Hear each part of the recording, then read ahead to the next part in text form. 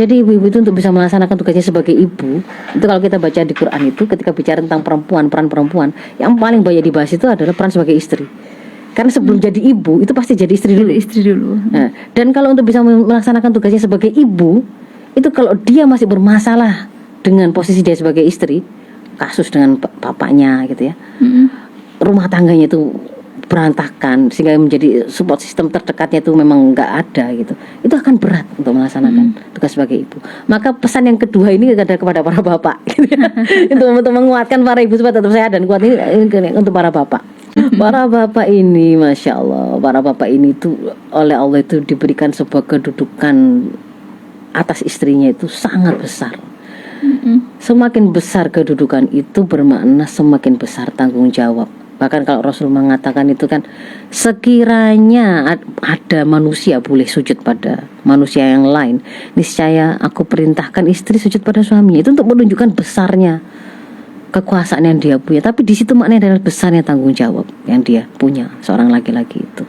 Maka kalau misalkan hari ini bapak ya, para suami, ketika Anda itu mengambil amanah anak gadis yang sudah dibesarkan oleh orang tuanya dengan penuh kasih sayang sampai sehat seperti itu, lalu kemudian Anda ambil amanah itu, ingatlah itu mitsaqun ghalidh, perjanjian yang besar, perjanjian yang agung, yang kalau di Quran kata-kata mitsaqun ghalidh itu hanya dipakai untuk mewakili akad dalam pernikahan dan akad ketika Allah melakukan perjanjian dengan Bani Israel dan juga Nabi gitu. Jadi itu memang sangat besar. Allah mempersaksikan akad yang kita buat. Atas nama Allah kita mengambil kepercayaan dari seorang wali, seorang bapak itu untuk mengambil anaknya untuk kita jadikan sebagai ada dalam kekuasaan kita. Dan seorang bapak itu karena percaya atas nama Allah juga, oh ya ini orang baik, pemuda ini insya Allah soleh. Saya yakin Allah mengatakan kalau ada orang soleh datang nikahkan kan gitu. Kalau enggak nanti terjadi fitnah besar. Itu keyakinan itu karena Allah juga. Maka disitulah kemudian sebenarnya meskipun hakikatnya yang sedang bertransaksi atau berakot itu antar dua manusia, tapi sebenarnya semuanya akot itu terjadi karena Allah sandarannya. Begitu, harus sadari itu.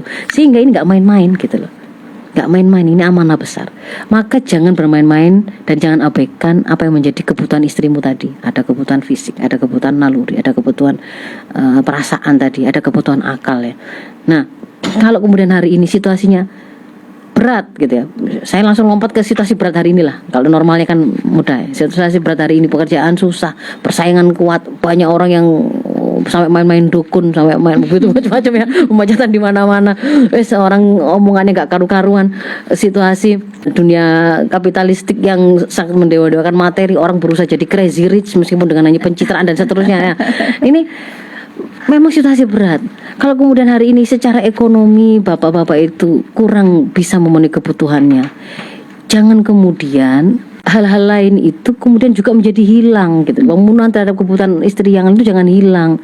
Kalau misalkan kemudian tidak bisa mencukupi nafkah lahirnya seperti uang belanjanya, jangan kemudian sikap bapak kepada istri itu ikut-ikutan jadi kasar gitu loh. Ini situasi sulit. Anda berdua, kita berdua itu sudah Allah berikan sebuah kesempatan untuk saling melengkapi, saling menguatkan, maka tumbuhlah bersama, kuatlah bersama, gitu kan, saling menguatkan.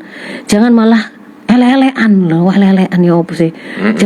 Jangan malah musuh-musuhan begitu. Yang terjadi itu. Nah, jadi aku gak diramut, aku gak dibelanjani, begitu-gitu. Sudah saiki api-apian.